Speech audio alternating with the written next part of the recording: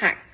If any of my videos were to go viral, this is the one that I would want it to be because you guys have to taste this amazing salad. I'm gonna show you the ingredients. It's around 5. You can get it all at Trader Joe's. Well, maybe most of it. But it's gonna start with this herb salad. Here are the macros and ingredients.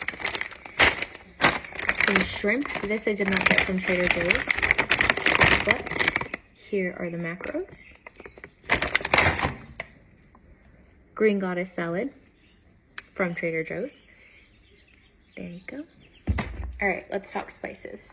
So you're gonna get Old Bay seasoning. Pick this up at Vons. Some cumin and paprika. So this does have paprika in it. I just add a little bit more.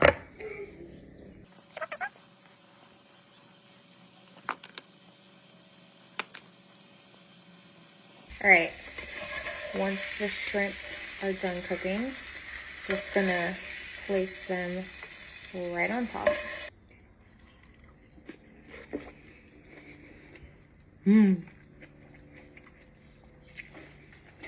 This was so good, you guys.